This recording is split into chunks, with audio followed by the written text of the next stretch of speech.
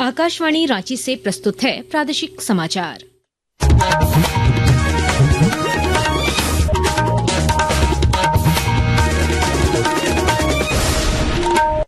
नमस्कार, समाचारों के साथ मैं कामिनी। केंद्रीय मत्स्य पालन और पशुपालन राज्य मंत्री प्रोफेसर एसपी सिंह बघेल ने आज देवघर का दौरा किया। इस दौरान उन्होंने बाबा मंदिर में पूजा अर्चना की।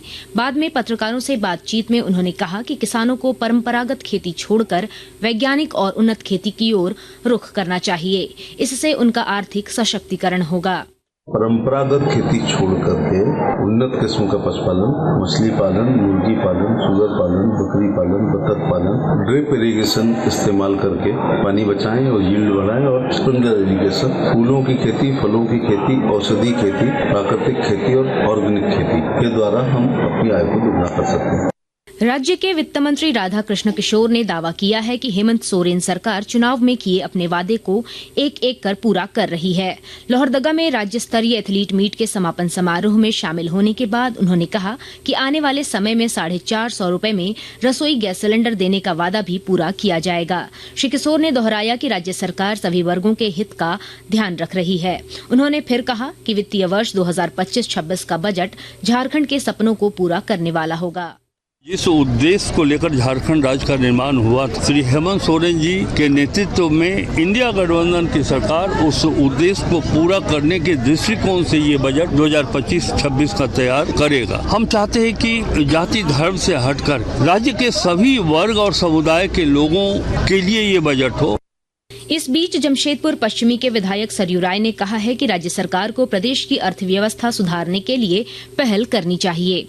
उन्होंने कहा कि राज्य के बजट में भी अर्थव्यवस्था में सुधार का प्रावधान किया जाना चाहिए। बिष्टुपुर में संवाददाताओं से बातचीत में उन्होंने कहा कि राज्य की सरकार को केंद्र के पास बकाये 1,36,000 करोड़ रुपए का ब्यौरा जनता के बीच सार्वजनिक करना चाहिए। भारतीय जनता पार्टी के वरिष्ठ नेता और केंद्रीय गृह मंत्री अमित शाह के खिलाफ टिप्पणी करने के मामले में कांग्रेस के पूर्व राष्ट्रीय अध्यक्ष राहुल गांधी को बड़ी राहत मिली है। सुप्रीम कोर्ट ने राहुल गांधी के खिलाफ मानहानि मामले में निचली अदालत की कार्यवाही पर रोक लगा दी है। शीर्ष अदालत ने आज राहुल गांधी की याचिका पर सुनवाई करने के बाद यह आदेश दिया। राज्य भर में गणतंत्र दिवस की तैयारी को अंतिम रूप दिया जा रहा है। उपराजधानी में समारोह को आकर्षक बनाने की दिशा में कई कदम उठाए जा रहे हैं और ब्यौरा दे रहे हैं हमारे संवाददाता। उपराजधानी दुमका में गणतंत्र दिवस समारोह की तैयारी को अंतिम रूप दिया जा रहा है। इस बार भी मुख्य समारोह पुलिस लाइन मैदान में होगा, जहां मुख्यमंत्री हेमंत सोरेन राष्ट्रीय ध्वजारोहण करेंगे और मिलीजुली परेड गारद की सलामी लेंगे। इस राष्ट्रीय पर्व को लेकर पुलिस लाइन मैदान में परेड का नियमित अभ्यास चल रहा है। 24 जनवरी को परेड का अंतिम अभ्यास होगा। परेड में संताल परगना की सभी 6 जिलों की सुरक्षा बलों, सीमा सुरक्षा बल, होमगार्ड, एनसीसी और स्काउट एंड गाइड की टुकड़ियां हिस्सा लेंगे। RK नीरद, आकाशवाणी समाचार, दुमका। रांची जिले के सभी सरकारी और सहायता प्राप्त अल्पसंख्यक विद्यालयों में 8वीं कक्षा की प्री बोर्ड परीक्षा आज से शुरू हो गई है। रांची के डीसी मंजूनाथ भजंत्री ने प्री बोर्ड परीक्षा के प्रश्न पत्र को ऑनलाइन जारी कर परीक्षा की औपचारिक शुरुआत की। इसके साथ ही पूरे राज्य में रांची पहला ऐसा जिला बन गया है जहां प्री बोर्ड की परीक्षा शुरू हुई है। 3 दिनों तक चलने वाली इस परीक्षा में कुल 22,000 छात्र भाग ले रहे हैं। गुमला जिले के बिशुनपुर थाना क्षेत्र के देवरागानी जंगल में पुलिस और आपराधिक गुट के बीच मुठभेड़ की खबर मिली है। इस दौरान पुलिस ने AK-47 समेत भारी मात्रा में हथियार बरामद किए हैं। इसकी पुष्टि करते हुए गुमला SP शंभू कुमार सिंह ने बताया कि गुप्त सूचना के आधार पर देवरागानी जंगल में सर्च अभियान चलाया जा रहा था। इसी दौरान अपराधियों ने फायरिंग शुरू कर दी। पुलिस ने भी जवाबी कार्रवाई की। राष्ट्रपति द्रौपदी मुर्मू ने 26 जनवरी को राष्ट्रपति भवन में आयोजित होने वाले एट होम रिसेप्शन के लिए जमशेदपुर की तीरंदाजी कोच द्रोणाचार्य अवार्ड से सम्मानित पद्मश्री तीरंदाज पूर्णिमा महतो को निमंत्रण पत्र भेजा है। गणतंत्र दिवस परेड के बाद यह कार्यक्रम राष्ट्रपति भवन में होगा।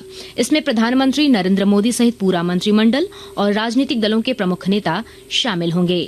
पद्मश्री पूर्णिमा महतो ने राष्ट्रपति से मिले निमंत्रण पत्र पर प्रसन्नता व्यक्त की है।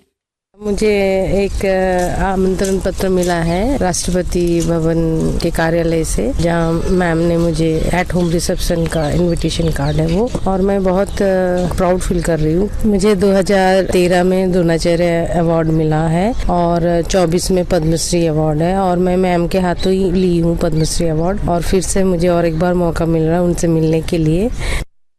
इसके साथ ही आकाशवाणी रांची से प्रादेशिक समाचार का ये बुलेटिन समाप्त हुआ। अगला प्रादेशिक मुख्य समाचार शाम 4 बजे प्रसारित किया जाएगा। नमस्कार।